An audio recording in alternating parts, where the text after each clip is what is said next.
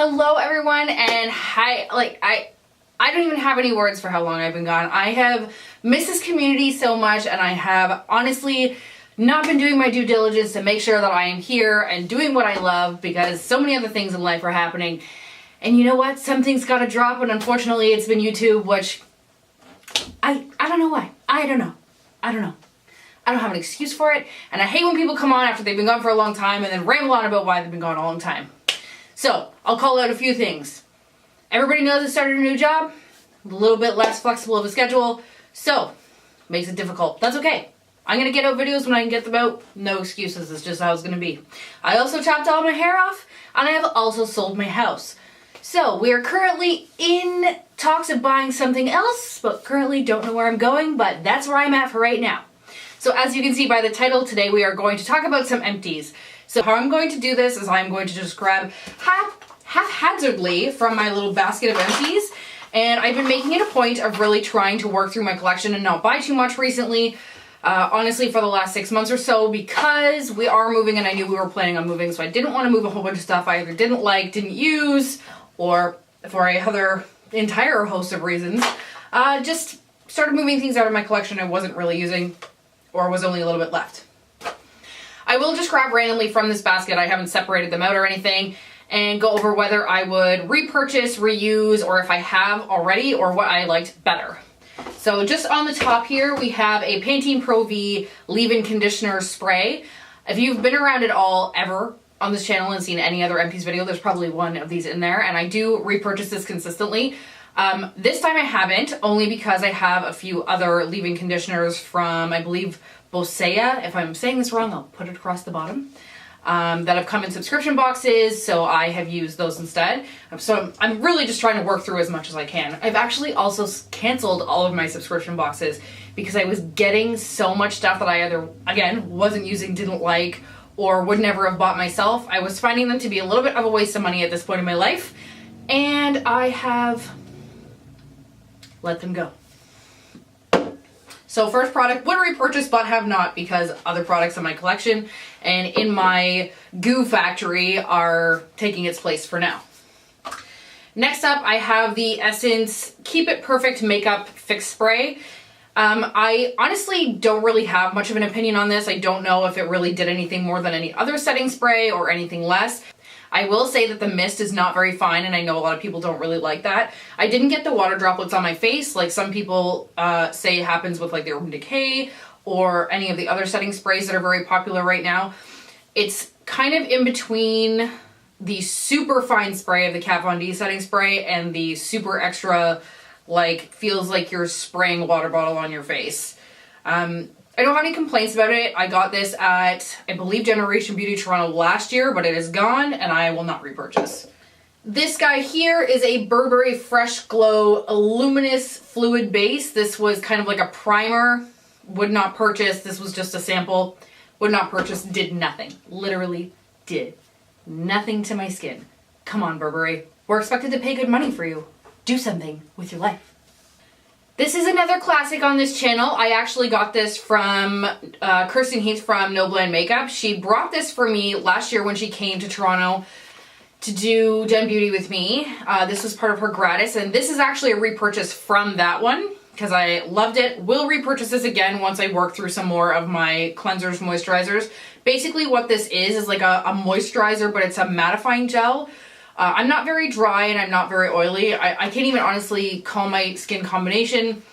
My skin is pretty basic. It doesn't really do anything except lay flat on my face and periodically get red and a pimple here and there, because that's what life is about. But this took a lot of the redness out of my skin on a consistent basis. So I really liked it for that reason, and I will repurchase for that reason once I need another moisturizer. I know I'm gonna hear a lot of shit about this, but this is my second Fix Plus I've gone through. This one took me almost a year and it's only the travel size. So this is just the regular Fix Plus. There's nothing special with this one. It's not one of the scented ones, just the old regular good for nothing Fix Plus. And honestly, to me, it is good for nothing. Like I was using it as a setting spray. I was using it to kind of flatten out my makeup when it was getting too powdery. I was forcing myself to use it, and I honestly can't stand the smell of it. I don't know if it's just going bad or what. Whoa, check this out. I'm trying to take the cap off and you can't. What is happening? So I'll just put that back. Pretty sure I've now broken it. Doesn't matter, it was an empty anyway. Ooh. This one I will say the mister is perfect. I have used up a few samples of the Professional. I have repurchased this in the past. I feel like they did put the price up, so I don't think I would repurchase it now. There's other things out there that I like a little bit better in the kind of pore minimizing, pore filling zone in the priming world. So that being said, I am going to specifically search out a product because I do like it better than that and will repurchase. This here is the Smashbox Photo Finish. I cut it in half so I could deal with it. Smashbox Photo Finish Pore Minimizing one. It's the purple one with the polka dots. It's about $50, so it is still expensive, but you get more product. You get more product. I feel like it lasts longer. The other thing with the Professional, after I've been using it for a while, it started to kind of pill on my skin around here, and I don't like that. It's gross. It feels disgusting. It feels like you just are putting a primer on your skin, and as you press it into your skin and then you run your hands over your skin to kind of make sure it goes into your pores, it starts to pile up into, like, it goes on and then comes off in little rolling grossness. It didn't do that at first, and then after I had it for a while and I used, I believe the second container of it, it did that. But anyway, the pore minimizing primer from Smashbox does not do that. And as you can see, I was really into this one. I didn't want to buy another one, so I actually cut it in half and like scooped it out. But the best thing about these is it actually goes back together and kind of seals itself in its cut in halfness. This is me being super, super, super cheap. This one I will definitely repurchase. So this is the dry shampoo from Elizabeth and James, the company that is owned by Mary-Kate and Ashley Olsen. I don't like it because of them. I actually think they're a little bit odd, but you know what? Girls, they got it going on. They are like in that business world like nobody's business. So I fully support them for that reason. This is the dry shampoo in black. Kathleen Lights actually got me hooked on this. I have not repurchased it yet because again, going through tons and tons and tons of dry shampoos I've gotten in subscription boxes. But once those are gone, this will be it. Like, done. This one or the white one.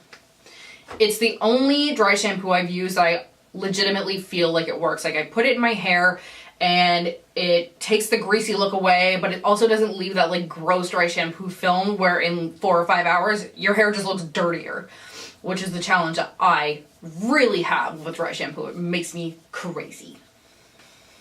Yet another setting spray. This is the one from Urban Decay before they changed all their packaging and their formula. So this is the De-Slick makeup setting spray. This one I had taken to Costa Rica with me in November to finish it up because I figured it would be the best, like, oil-free. You're out there, you're sweating, it's hot. So it really didn't do too much. I swear to God, I think my honest to goodness favorite setting spray, and currently right now I'm actually using the Kat Von D one, her new one. My honest to Jesus favorite setting spray is probably the L'Oreal Infallible, which is only like $17 from the drugstore, and I feel like it does a ton more for my skin and for my makeup and the longevity and the look of my skin. It is the only setting spray I have seriously loved and noticed a massive difference with. So would I repurchase this? No, but it doesn't really matter because I don't think it exists anymore. I should have separated these because I'm finding a trend with a lot of this. This one is the Rock Your Hair Spray Clean Dry Shampoo. This one also was a dry shampoo that worked for like an hour or so, and then after I ended up throwing my hair up in a ponytail anyway because it was just ended up yucky and gross. Will not repurchase, never purchased it to begin with, got it from Generation Beauty last year for free. Let's just keep going back and forth from like dry shampoos to primers. This one is the Dr. Brandt Pores No More Anti-Aging Mattifying. Oh, this is a lotion. There's a primer that looks very similar to this that I just got today actually, in a sample. This guy here, I did actually like it. My one complaint, and I'm not sure if this happens with the full size or if this was just a sample issue, is when I got this, it legitimately was only filled up to like here. If you're gonna give somebody a sample of a skincare product, skincare typically doesn't actually really show a big difference for 30 days or so. So how am I supposed to know if I like this if I can only use it for a week? Please tell me, because I don't understand. I know I've said I liked it. I only know that because I've had multiple samples of this. I keep getting it in Ipsy and Birchbox. Next up on skincare, this is the Ole Henriksen Sheer Transformation. I believe I got this as a sample from Sephora when I did an order. Not that I ever order from there. This I would totally buy, and I will buy when I don't have any moisturizers left. I noticed a difference in my skin almost immediately with this moisturizer. It made it smoother, it took the redness away, I stopped having breakouts randomly. It was just absolutely crazy. It's so lightweight. They give you enough in this sample to last you about 3 weeks, and it was just honest to God beautiful. I highly, highly recommend any skincare from Ole Henriksen. Funny that this should pop up because I was just looking for this recently, and then I was like, you must have finished it, and I don't know why I didn't just go and look to see if I finished it. Whatever. So this is from Generation Beauty as well. I feel like so many things got used up in the last few months that I got from Generation Beauty last year because I just felt like it was time. They needed to go, and I had so many, I legit had drawers and drawers of samples and deluxe samples from Generation Beauty and Ipsy and all of those kind of things. Not stuff that I bought, but definitely need to get used up. So this is a Skin Ink Serum. This was the anti-aging serum. That's all it says. So with this guy, all you did was kind of like unscrew this and then drop a few drops around your forehead and on your cheeks. It says to only use 3 drops. I was using 5 or 6 because 3 just wasn't enough. It wasn't doing anything. It wasn't covering my whole face. It wasn't even covering my problem areas for aging, really. I didn't notice a difference enough that I would pay the full price, which I believe is fairly expensive. I will look the price up and put it down at the bottom. It was totally nice. It felt nice, but again, not enough difference for the price tag. This one's super boring. All this is a sample size of the Sephora waterproof makeup remover, and to be honest with you, I don't really like these kind of makeup removers. I much prefer my cellar water, so no, I will not repurchase. I believe this makeup remover is around $17 for the full size. Oh, this is not an empty, and it actually makes me so sad that I had to do this. This is my black gel Inglot liner, and I'm super, obviously, very dramatic about it. This is the black liner from Inglot in number 77, and I don't know if you can see this. You see that line there?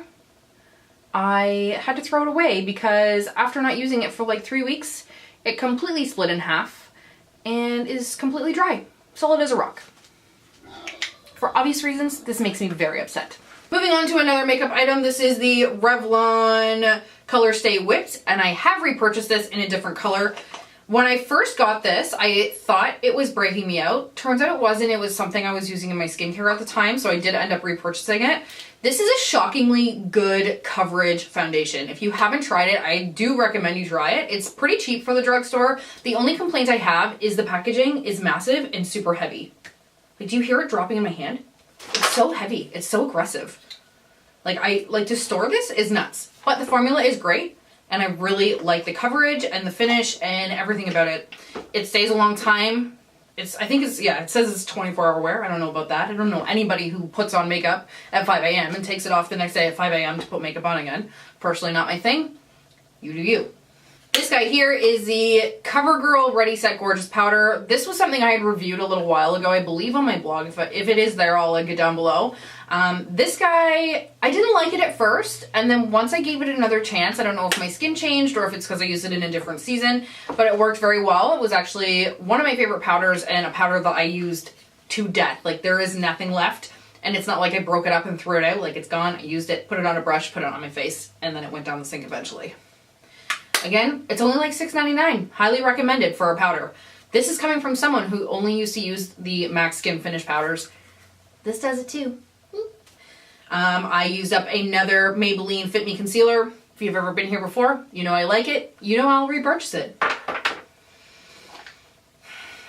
I find this product almost hilarious that it's finally in here. This is my Becca Banana Concealer, and if you have been around or if you have ever gone through any of my videos, I did Project Pan in 2015. All you judgy girls, you can judge away. I know it's gross. It's still in my collection in 2017, but it's not anymore because I finally finished it. The fact that I thought in 2015 I was going to Project Pan this out of my collection, and it still took me 2 years, and at the time it was in pan, oh my god, what is in here? It never changed consistently. It never changed scent. I'm pretty sure I just said consistently. Weird. I just did it again. Whatever. It was still fine. It still worked perfectly. I'm actually a little sad to see it go. It was like my undeniable, undying concealer from hell. Even though I actually liked the formula. $8.99. Winners. Sometimes you just get a winner. That was so witty. We have another powder here. This one is from L'Oreal. This is the Infallible Pro Matte Powder.